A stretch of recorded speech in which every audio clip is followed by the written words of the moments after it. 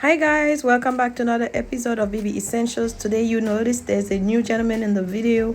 His name is Aaron. I met him through his cousin, my coworker Jason, who he's good with woodwork. So we are collaborating on this video to bring you guys something very simple and very cute. He's gonna be doing the woodwork for the table. And I'll be teaching him how to use epoxy since he hasn't had experience with it yet. Keep in mind, epoxy is something you have to pour inside, like not in plain air. So that's why we are in the messy garage. I'm sorry about that, guys. Right now, we're gonna wrap it with some tape.